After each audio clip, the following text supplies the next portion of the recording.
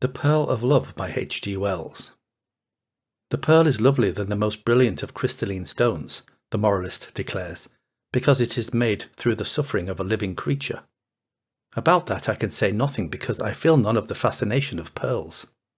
Their cloudy lustre moves me not at all, nor can I decide for myself upon that age-long dispute whether the pearl of love is the cruelest of stories or only a gracious fable of the immortality of beauty.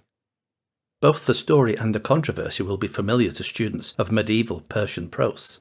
The story is a short one, though the commentary upon it is a respectable part of the literature of that period. They have treated it as a poetic invention, and they have treated it as an allegory, meaning this, that, or the other thing. Theologians have had their copious way with it, dealing with it particularly as concerning the restoration of the body after death, and it has been greatly used as a parable by those who write about aesthetics, and many have held it to be the statement of a fact simply and baldly true. The story is laid out in North India, which is the most fruitful soil for sublime love stories of all the lands in the world. It was in a country of sunshine and lakes, and rich forests and hills and fertile valleys, and far away the great mountains hung in the skies, peaks, crests, ridges of inaccessible and eternal snow. There was a young prince, lord of all the land, and he had found a maiden of indescribable beauty and delightfulness, and he made her his queen, and laid his heart at her feet. Love was theirs, full of joys and sweetness, full of hope, exquisite, brave, and marvellous love, beyond anything you have ever dreamt of love. It was theirs for a year, and part of a year, and then suddenly, because of some venomous sting that came to her in a thicket, she died. She died, and for a while the prince was utterly prostrated. He was silent and motionless with grief. They feared he might kill himself, and he had neither sons nor brothers to succeed him.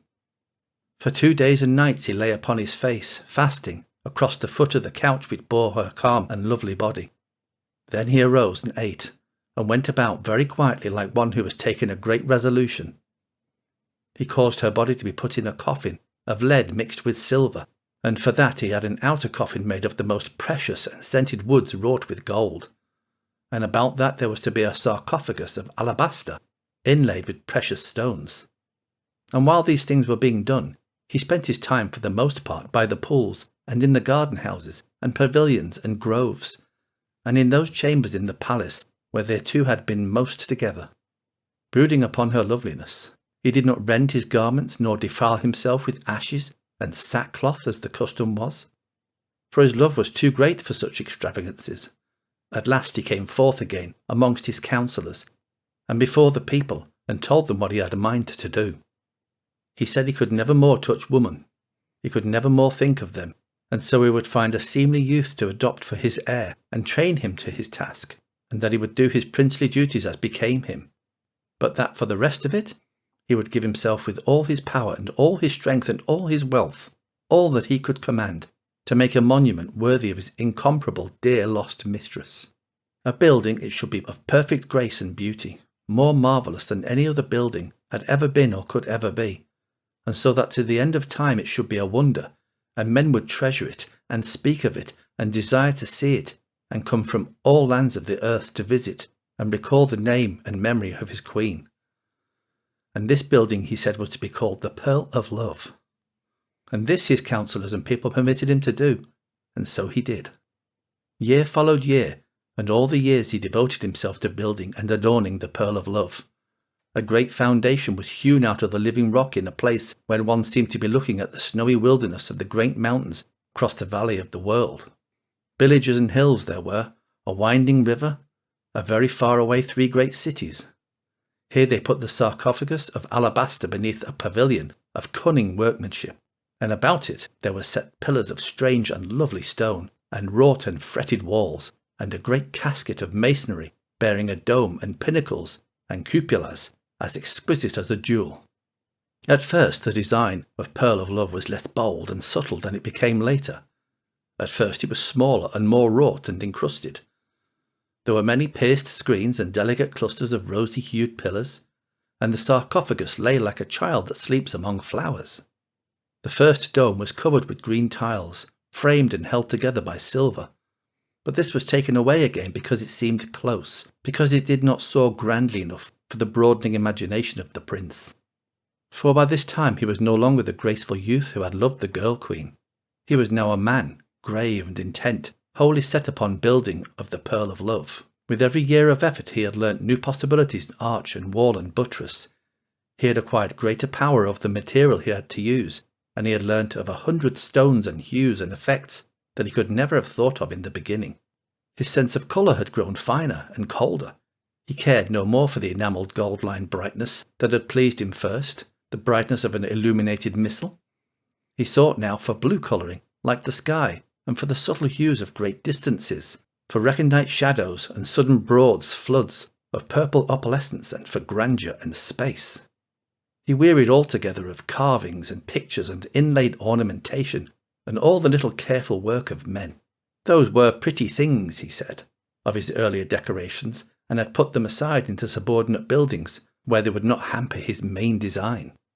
Greater and greater grew his artistry. With awe and amazement people saw the pearl of love sweeping up from its first beginnings to a superhuman breadth and height and magnificence. They did not know clearly what they had expected, but never had they expected so sublime a thing as this. Wonderful are the miracles, they whispered, that love can do, and all the women in the world, whatever other loves they had, loved the prince for the splendour of his devotion. Through the middle of the building ran a great aisle, a vista that the prince came to care for more and more.